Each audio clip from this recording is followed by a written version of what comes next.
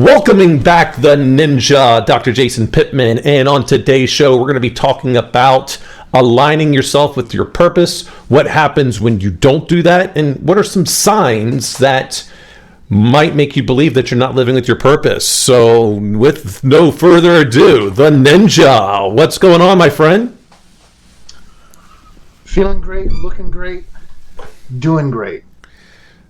Well, what's it going to take to be amazing? About 10 minutes of conversation with you. Well, that's pretty much true for everyone. Do have that effect on people. Yes. Yeah, I am chilling like a villain. I am, I went out and upgraded some additional equipment here.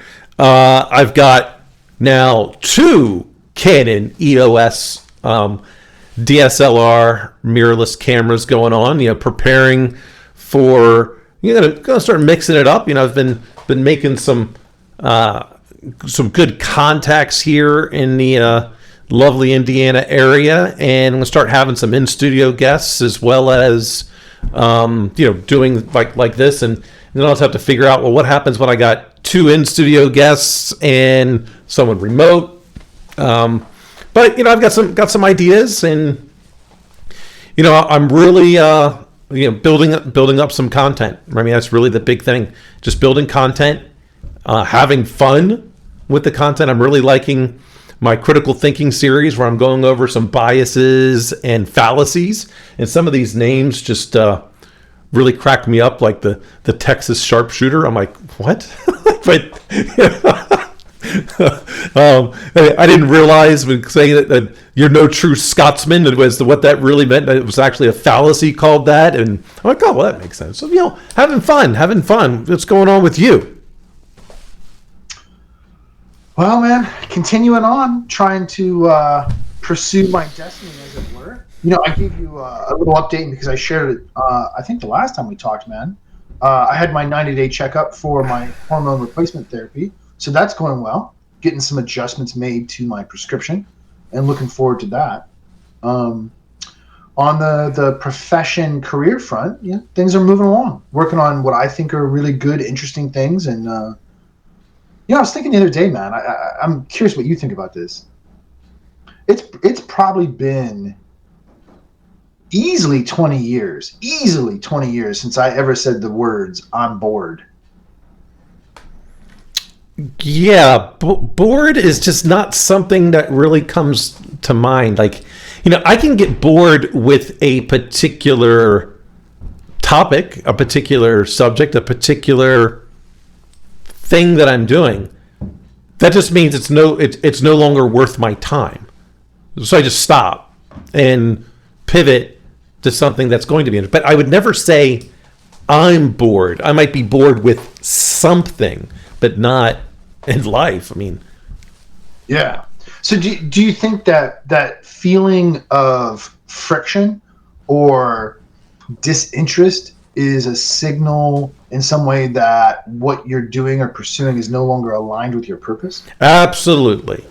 Yeah, and there's actually some things in there with that. But let's, I often talk about what it is, like, what is your true nature, whatever that might be. Because whenever, and I will say true nature, being purpose in this particular example, whenever you go against your true nature, the longer you stay out of that, the more problems are going to occur. And I don't mean getting out of your comfort zone. That's much different. We're talking about whatever your character is, whatever your true nature is. Like as an example, if we put this back to the professional world, if you are someone that's extremely kind and extremely giving of your time and efforts, and then all of a sudden you go into an environment that forces you to be more of a backstabbing type cutthroat company, you're going to hate it. It's just and if you started doing it, you're going to see very quickly it's not going to go well, right? Because this is not who you are. Now, I would say that no one really should be that backstabbing type personality, because I kind of look at that as being cowardly and, basically you're a bully, right? You don't have the fortitude to say these things in front of someone, so you're just making them look bad. So if that's the kind of person you are, I'd want you out of the company anyway. But there are going to be those. Well, I mean, let's put it into a better way of saying it. If you are someone, we go to that Michigan model of leadership from the innovation side. If you are an athlete, you are not going to do well with a company that is an engineer type company, which is process. Hey, they are step 1, step 2, step 3, because an athlete doesn't want to deal with process. So if all of a sudden you had to start being process oriented, one, it's probably not going to be good because that's not what you're not something what you're good at. It's not your nature. And two, you're just going to hate it. So I mean, that's probably a better way. It doesn't align with who you are. Those athletes do well in companies that want to grow, especially startups. Yeah. Yeah, and I think this is why there's a theme in a lot of these conversations we have whereby a lot of what we're talking about, like for instance, right now, rests upon knowing yourself in a very intimate, detailed level, because you have to know that you're an athlete to know that you don't fit into an engineering environment, or vice versa for that matter, right? If you're an engineer that thrives on framework and procedure and process, you're not going to do well in a company that needs innovative growth at a fast pace in particular.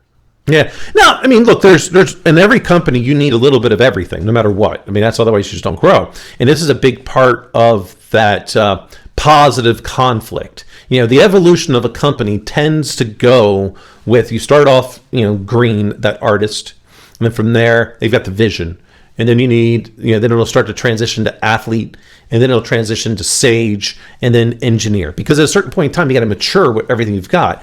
But as you stay in that engineer path too long, there's a certain point where it is creative destruction.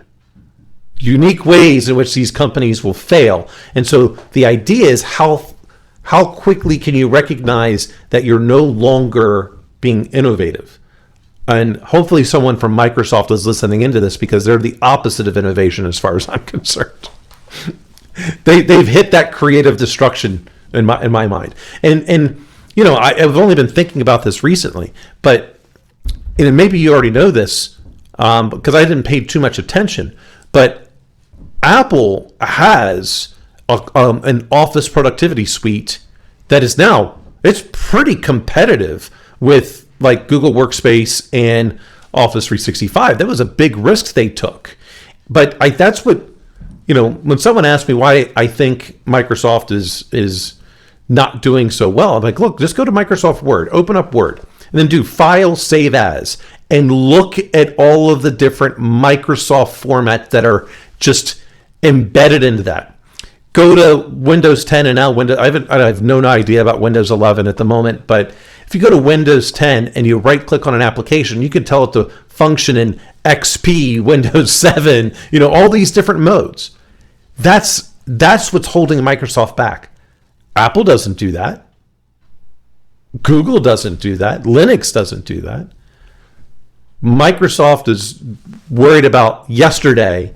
Everyone else is like, oh, sorry, your device is going to die on this date, and there's no more updates. Don't care. I can still today purchase an extended support agreement for Windows 7 and Microsoft, or Server 2008 and 12. And why? You're holding yourself back. So anyway, that kind of talks about that Microsoft used to be innovative. They no longer are. No, and I think at least for me, it really changed when Ballmer took over, and and not that it's bad that you become in management or maintenance mode. That's not bad. That's maturity. But when you try to pretend as if you're something you're not, that's when it slips into this creative destruction, where now you're creating things for the sake of creating things so that you don't appear stale. But what you're creating, like for instance, the Zune, like I don't know that I know anybody that actually ever bought one, or one of the litany of phones that they put Windows on. I think I know one person that actually bought one time, and that's all it took. Well, I had one, but it wasn't the actual phone that I was using, but I mean, I had something of everything. This is what I did at the time. It was horrible. Yeah, and that's why now I only know two. Yeah. Yeah. And so I think they got trapped into this mindset, as you expertly described, where they forgot what they were and they didn't play to that nature, and they tried to pretend that they were something that they weren't, and ignored the friction. And now what are you going to do? I mean, even their game console platform's not that innovative anymore. So, I look at like their acquisition of Activision Blizzard, and that's a great pickup for them. But what are they going to do with it? I mean, well, what I think it's going to destroy it. It would be the first time that Microsoft bought something and destroyed it. Yeah, well, right, and that's if it doesn't blow up before they actually get to the finish line, because they ain't doing so hot right now. No, definitely not. There's many companies that are, when this just gets back in. I mean, the data doesn't lie. Only 1/3 of all acquisitions are successful, yet 100% of the CEOs believe they're in the 1/3. Yeah. Dude, I mean, like drivers. Yeah, it's like literally you're going 33% chance to actually get a successful return on that acquisition. And part of that's the culture you're bringing in.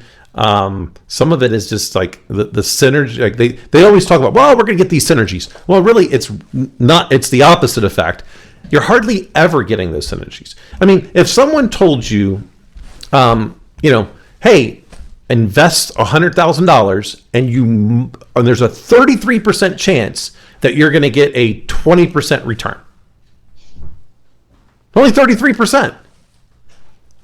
I bet that sounds, especially when it's not me betting on myself. I'm having to rely on, and I wouldn't even say not just myself, but I have to rely on entities that I truly don't have any insight or influence into how they're going to perform.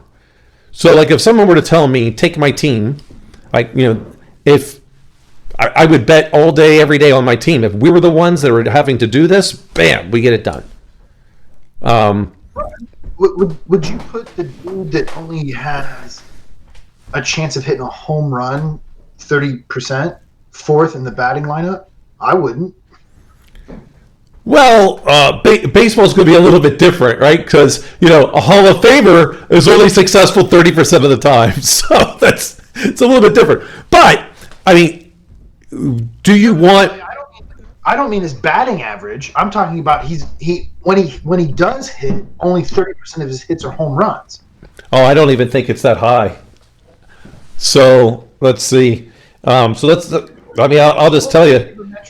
Pull up the sabermetrics. Yeah, pull up the saber, because let's just say, so typically you need around 180 hits in terms of total in order to do it in terms of, at bats. So at bats, people are getting about 600 at bats. Let's say they hit. Dude, yeah. So if you got 600 at bats, which a lot of them get, and let's say that the your number 4 hitter is hitting like 45 home runs, it's only 7.5% chance it's going to be a home run. So if I had someone who's a 30% chance, whew, I'd definitely bat it fourth. So in that particular instance, 7.5% is quite high. Right. And so I make that illustration because I think where people get deluded is they make inappropriate analogies by, I'm going to say willfully, but not maliciously, conflating data points. Right. And so I think a better analogy is like pot odds in poker. I mean, am I going in all in with a 30% chance of winning? If I feel like gambling, but not if I'm trying to win consistently over a long period of time. And I think that's a better way to look at it. Yeah. Well, I mean, you're right. So for those that have seen, or if you haven't seen the movie 21, they actually talk about that. We're not gambling. We're playing the game. And that means you're playing the odds. Okay, there's X% chance that this is how much you're going to want, which is why they've got books on all these things. All right, if you stick to your nature, or, as we were talking about in this video, whatever your purpose is, you're going to do well. You may not be a billionaire, but you're going to live a healthy life. Yeah, right. And see, and I think that's the thing is to me, it's the idea that there's not always a way for things to get better, but there's a hell of a lot of ways it can get infinitely worse and worse quick. And I think we talked about that before, right? And I think that this kind of friction has the same idea bound into it, where you can't always make what you're doing better in terms of your purpose. It either is moving you towards your purpose or keeping you in alignment to it, or it's not. But there's way more options and ways in which it's not than it is. And I think that's why one of the ways, at least for me, that I can tell is I just continually ask myself, like, am I feeling friction? How is this making me feel? Am I getting bitter? Am I getting resentful? Am I getting miserable? Because those are surefire ways that I probably shouldn't be doing what I'm doing. Well, I think it's great. Like, what are some of the things that you can kind of self-check? This is why, and we've talked about this quite a bit. How often are you checking in with yourself? Right? Because, I do it daily. Some people, it might be every other day, a week, a month, a quarter, a year. Some don't even do it at all. I think the more frequently you can check in with yourself and be honest with yourself, which is the hardest thing. We are so good at lying to ourselves. So how can we be honest with ourselves in order to ensure that we are in alignment with our purpose? And so I think when people say, my gut tells me this isn't the right thing to do, well, that's one way you can tell it's there's something off. If you get that feeling that I don't know, probably shouldn't do that, it's not a probably then. You shouldn't. That's the way I look at it. If you're feeling like it's one thing to go, oh, I'm a little bit scared to go off the high dive because I've never done 15 feet in the air before. I'm nervous. That's not against your nature because you've been going off a diving board quite often. It just so happens to be it's out of your comfort zone. So out of your comfort zone is different than something not feeling right with a decision that needs to be made, whether it be a business or your personal life. Like if you are, we'll take the aspect of dating. Don't know. This man or woman, it just didn't, like something was off. Probably was. You might not want to go any further with that person any longer. And it's like that with any relationship. If it feels off, it probably is.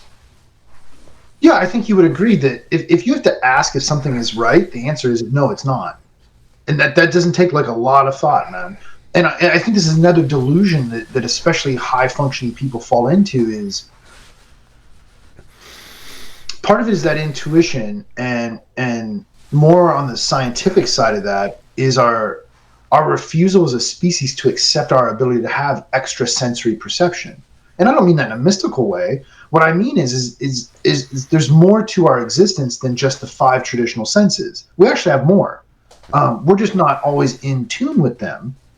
And on top of that, we're very good, as you said, at lying to ourselves. This is why, like, the way I do it, so that I'm fallible. Memory sucks. It does for all of us, right? And so the more you can outsmart yourself and not rely on the things that you know are fallible, I think are good strategies. So, to wit, I keep track of what I do every day at a broad level.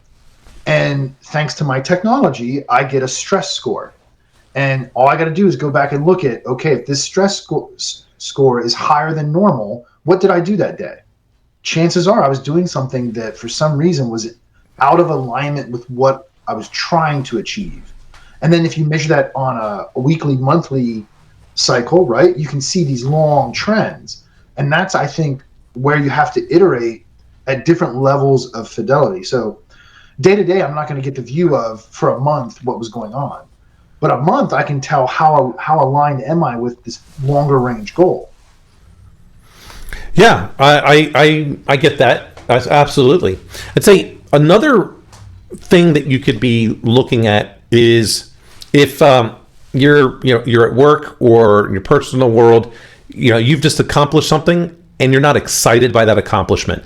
That probably tells me, again, just didn't seem to align with your purpose. It went something against your nature. You just won this big, huge deal. Let's say you are, let's say you happen to be someone that doesn't believe in abortion, and your company, like you just had a successful bid to go to do managed services for Planned Parenthood. You're probably not going to feel too good about that, I would imagine, if you don't. Or if you take the other side, you believe in that there should be open borders, and your company just won the project to build the border wall, right? It probably, yeah, you won, but internally you just didn't. Right. Well, and to be fair, some people don't have a problem with what is going on per se like that, and that's also fine. But I think that also requires the same level of checking in with yourself. Yeah, absolutely, that checking in, and I think that gets into this next part. If you're consistently having to go to others to kind of get your validation, you're seeking recognition. There's something off, because those people that are in alignment with themselves and they're living their authentic self, they are not really seeking anyone else's approval. They feel good about themselves. Now, they might want their significant other's opinion, maybe some close friends, but you're not. I think the consistent aspect is probably the biggest thing. You're not consistently going to them for validation. Like, what it is that you're doing. Yeah, so I think you would agree then that I think there's a material difference between saying to a confidant or a trusted advisor, hey, I'm considering these options. Do you have any thoughts on this? Compared to, hey, do you think I did a good job? Those are two totally different things. I don't know the last time that I asked somebody, do you think I did a good job? I think it's healthy to ask people, this is a set of options that are in front of me. If they were in front of you, how would you approach deciding?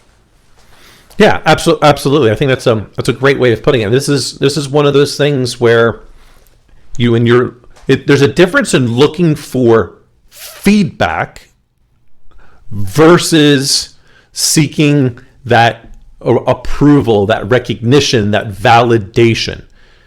Those that want to be better are going to look to others to try to break down what they could have done better. This is why in sports you're constantly reevaluating the game film or the fight. Oh, what did you do here? What should you have done? What other things could you have done? That little bit of spin just in case the situation arises. They're not going, hey, well, you did a good, I'm looking for a good job today. No, I want feedback. Right. See, and I think that's yet another thing that especially high functioning leaders are deluded and confused by. Because often you see these characters get surrounded by people that just tell them positive news because they're afraid of saying something negative. And as a result, that leader gets blinded or falls into an illusion of, hey, everybody loves me, I must be doing great, thus that is the feedback. No, that's not the feedback. It's an illusion. Yeah, so would you rather be loved or feared? Probably neither, to be honest with you. You only get those two choices. That's it. That's actually a really hard question to answer. I'm going to think about that for a moment. So I didn't come up with the original question. I'm sure someone has always asked this, but I'm just reminded of the line in A Bronx Tale where one of the characters asks the mafia guy, would you rather be loved or feared? And he's like, oh, I want to be loved. And the mafia guy responds, no, feared. love can go away, fear doesn't. Yeah. I don't know. And part of me says I would want fear, but I don't think that's true. I believe that loved, or in reality, the better thing is respected. Because I don't think you can love someone you don't respect, and so at least in some capacity, I don't think so. I mean, there's something there about the person that you would have to respect. Go ahead. Yeah, and so because of that, I want that respect, and I believe that with that being loved and respected, I can use that positive energy to get the teams to excel better. Yeah, as I was thinking through it while you're talking, I agree. I'd rather be loved. Now, that the assumption is that both of those are equally authentic. Right? Of course, right. You're in the love's an authentic love. Yeah, I think I'd rather be loved for sure. For pretty much the same reasons you said. I think not only is it more positive, obviously it is. I actually disagree. I think it is longer lasting when it's authentic. And love doesn't create adversaries. Fear does. Fear is an emotion that immediately adversarializes the situation. And then what happens when somebody's no longer afraid? Well, they're only no longer afraid if you're no longer giving them something to be fearful of. Or maybe they actually get some courage. Or they just no longer care. That's right. Right? You can only push someone so far to where they just no longer care. And that's probably the worst thing that can happen. I think because a couple of things could happen with that person. They're going to go two different ways when they no longer care. They either destroy everything around them, or they completely destroy themselves. Yeah, right. It's exactly what I was going to say. And you can actually see that pretty heavily in chimpanzee culture. Oh, yeah. The idea being that you have to be a fair and equitable leader and be taken seriously and have respect and love thus. And when you don't, the consequences are usually pretty severe. It only takes so long before a couple other male chimps rise up. Absolutely, and I think we've talked about this before. Maybe it's just because I've heard it a number of different times.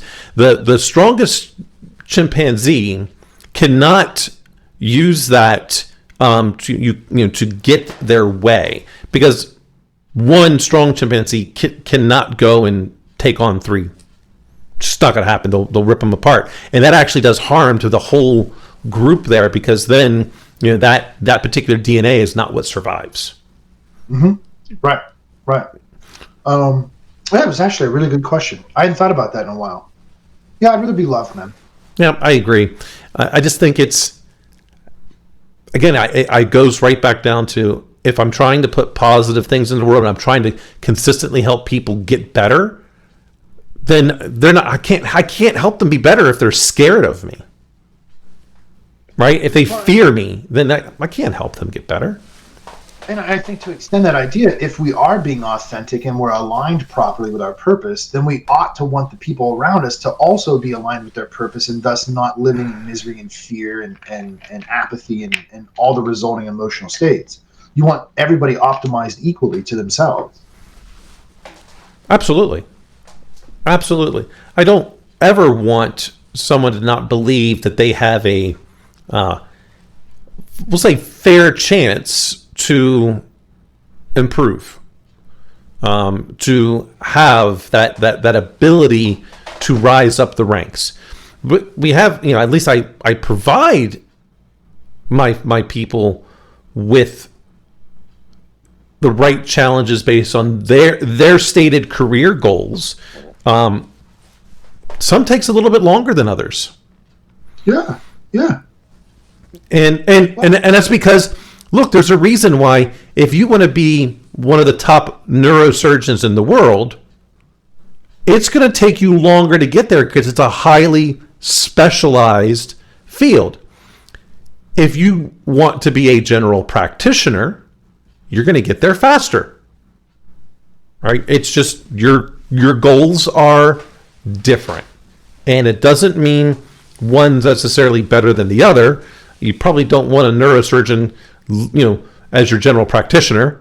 They're focused on, they're specialists, right? And so you don't want, like, if they're a neurosurgeon, they'll have to go back and think about some things that might be cancer, but they're not an oncologist. Like, their general practitioner, generalists, they know a little bit. They keep up to speed on a lot of things in order to be able to help get you to the right specialist when it goes beyond that.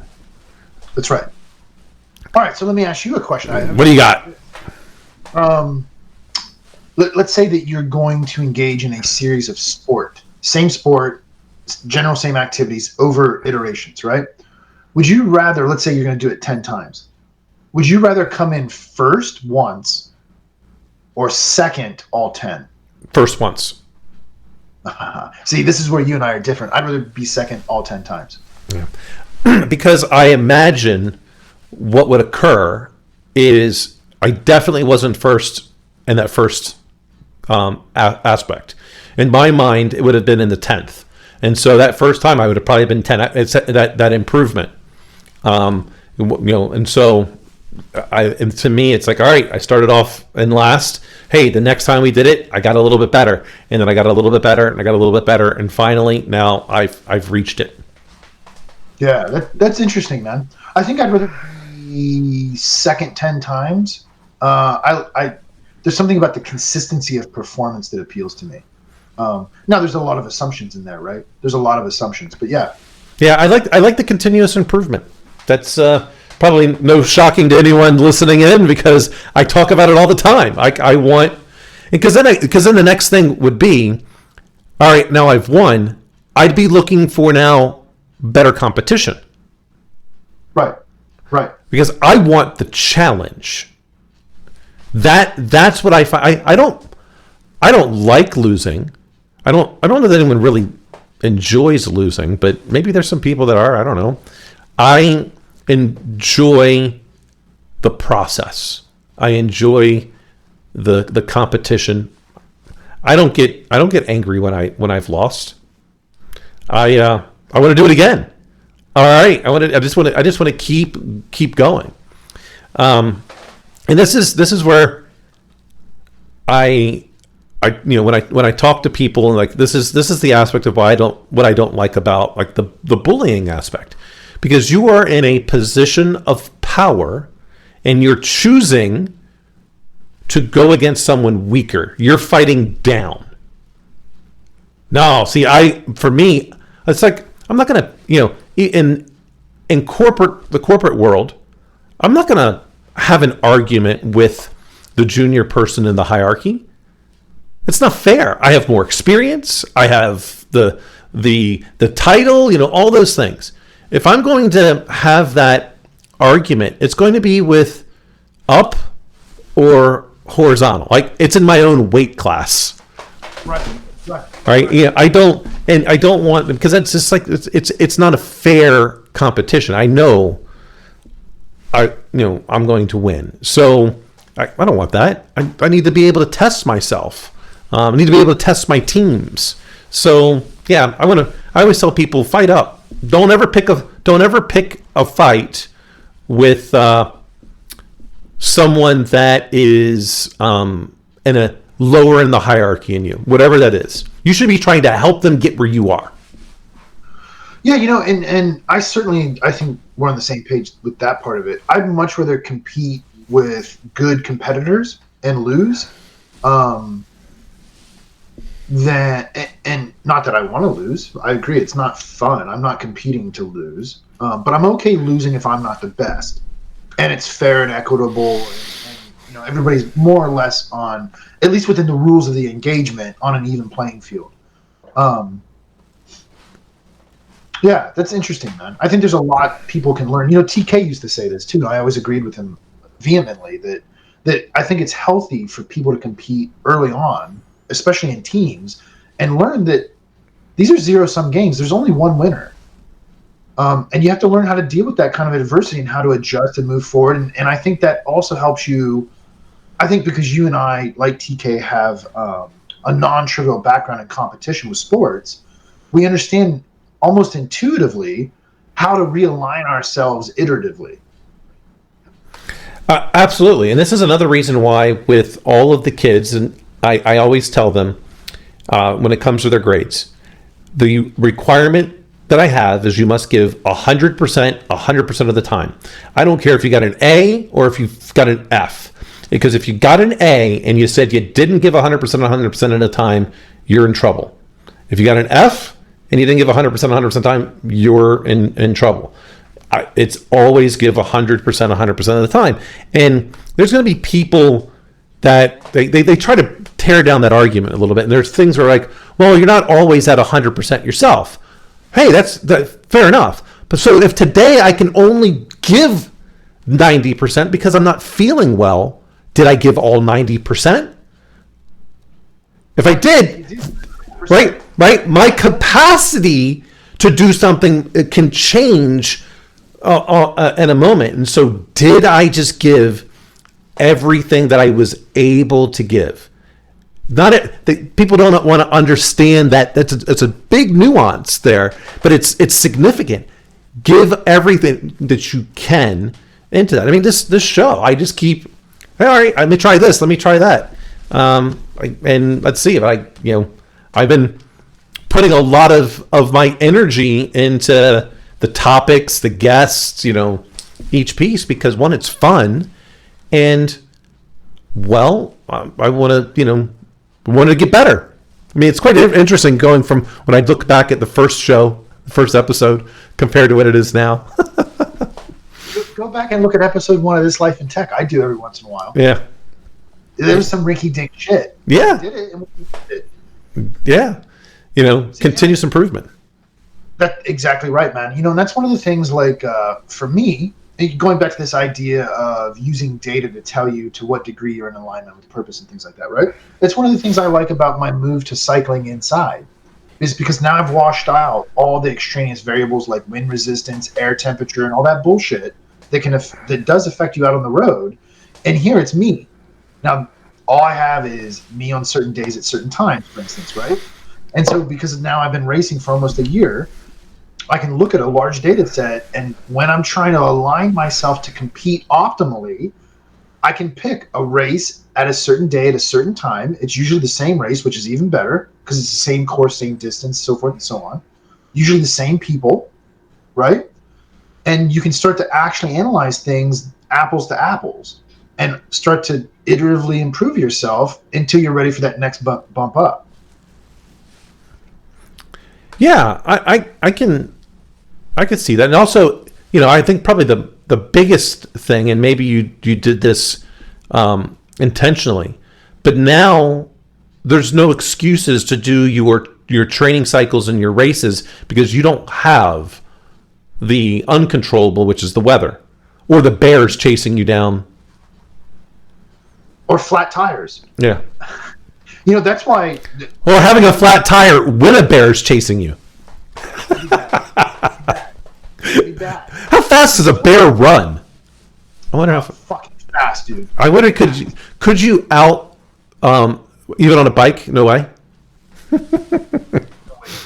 No way.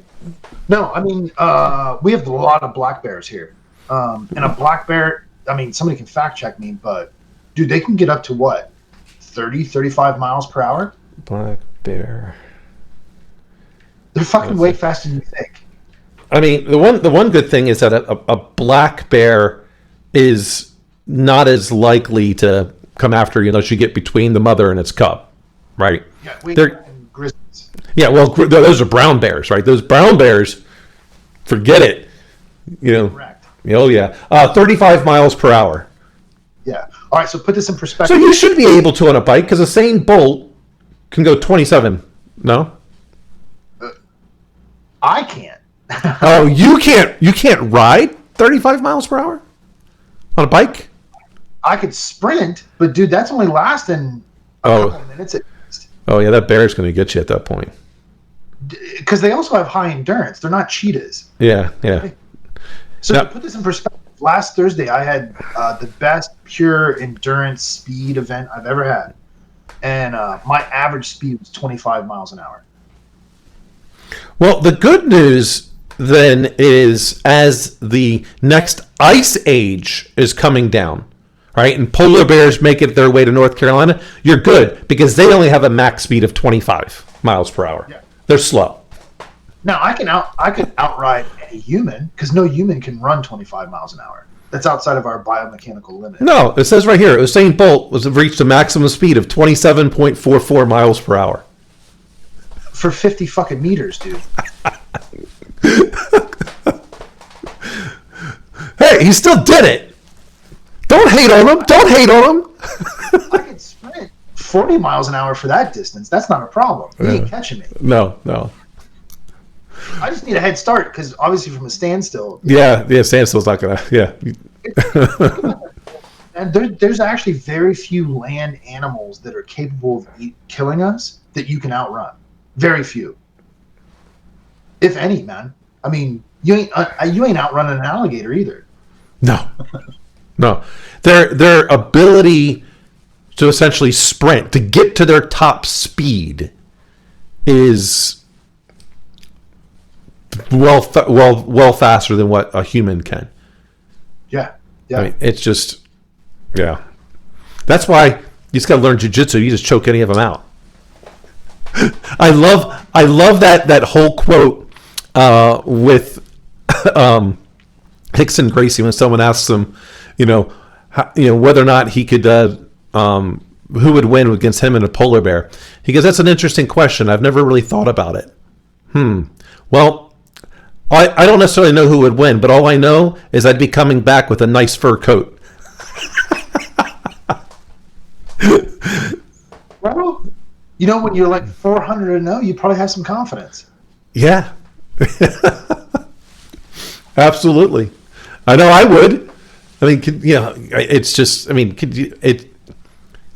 he probably did more for any particular martial art because he didn't constrain himself to just that one discipline. Very, very similar to Jet Li, just didn't constrain himself to that one discipline. He took from just about everything. See, well, and kind of back to our topic somewhat, because I enjoy these tangents that actually end up relating back. There's so much if people take the time to read and watch documentaries where you can observe people like, I know you've seen his documentary Choke, or you read some autobiographies of people, and you can pick up on some of these clues of how people keep themselves in alignment and what happens when they fall out of alignment. Absolutely. I mean, have you read Hickson's book? No, I've not read it. No. It was really, really good. I could barely put it down. You talk about someone that's living their authentic self right now. Definitely is. I mean, he talked about everything in terms of what fame did to him and how, it wrecked his marriage. He believes in some ways because of his fame is a reason why his son wind up being killed because got in with the wrong crowd, put too much pressure on himself to be like the next Gracie champion. The Gracie family champion, all those kind of things. He's very, very vulnerable. You can see the vulnerability in his words. Quite impressive. For someone that, will be debated forever as to the best grappler or the best fighter, because he just didn't do grappling. Like, there's no rules. Like with what he was like with Vale Tudo. There's no rules, none. Right. I think the only thing, actually, no, that you could pretty much do anything. There was no rules. I think you couldn't eye gouge. That was like it. Yeah. And if that. Yeah, and in one of his fights, he wound up fighting a guy that did get eye gouged and only had one eye, and he's like, I'm not gonna punch him. He can't see. Almost his honor almost cost him the fight. But again, he didn't go out of his nature. Well, and I'll tell you, a trait I've noticed, tell me if you've observed this, or if you haven't, when I point out what your reaction to it is. A trait I've observed over time in people that spend more time aligned to their purpose than not is they don't spend a lot of time talking about the past. And the reason why I thought about that is years and years ago, Hickson did an interview with Joe Rogan and Eddie Bravo on Joe Rogan's podcast. And Joe and Eddie, of course, wanted to hear about his stories with all his fights in Brazil, and Hickson was very polite in trying to continue to tell them, I don't want to talk about the past. I want to talk about the future of jiu-jitsu, the future of the sport we're all interested in. And I've personally found that to be true more often than not, that people that are in alignment more often than not have that kind of a mindset where it's forward. Absolutely. And this is why, we've talked about that aspect of when I've had a tremendously amazing day, accomplishment, and a completely garbage, shittiest day, that I'll have the 1 ounce of whatever my expensive whiskey is in the house. 1 ounce. When it's gone, so too was that accomplishment or whatever that event was. That's it. It's gone. Sayonara. Bye. That's all, folks, right? You can't. And those, I won't say that I don't reminisce on both things. Yeah. All right. But it no longer defines me. Yes. Right. When that 1 ounce of whiskey is gone, it's no longer defined me. It's always going to be a part of me, but I don't need to talk about all of the things that I've done in my past. If someone wants to look it up, they can Google it. Go ahead. It's there. It's like I love it when people start trying to tell me how smartphones work, or mobile device management and what's capable and it's not capable of. And I'm like, okay. Yeah, sure. Cool story, bro.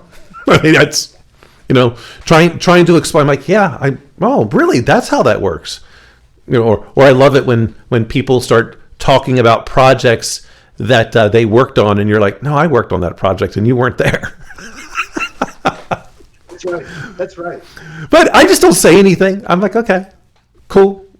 Like, it just, because again, and I'm reminded of that. They are seeking external validation. Something is going wrong in their life. And I'm not going to be the jerk that points that out to them, because that could make it even worse for them.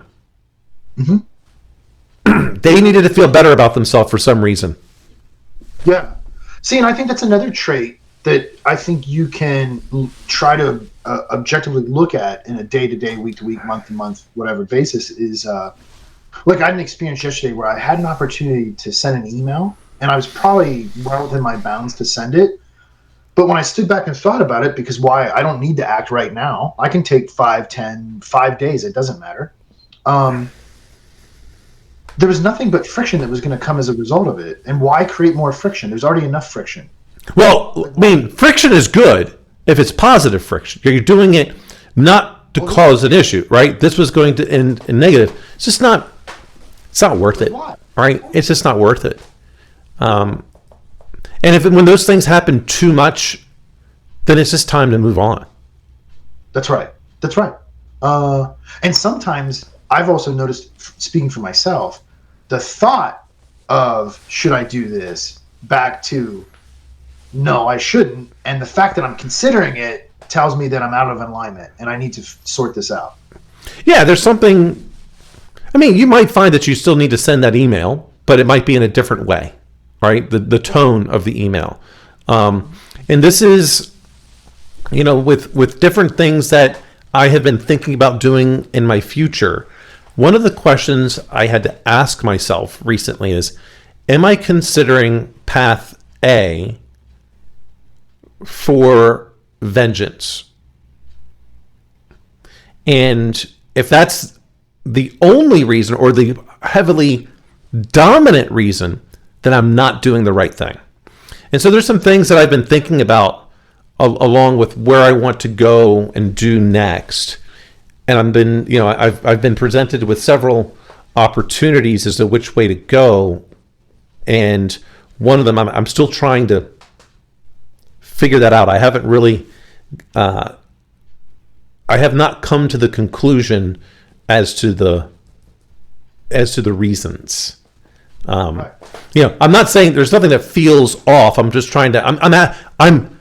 I'm checking in with myself and going, what is the reasons that this path would be the right option, and is it aligning with who I am? Is it aligning with my true nature? Is it aligning with my purpose?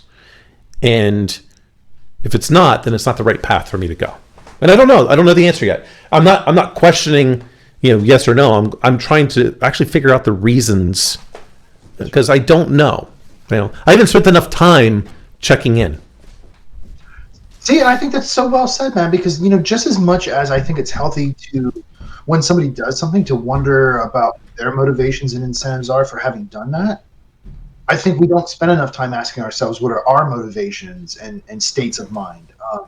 Like in this example, it's this Stoic philosophy writ large. Like there's nothing that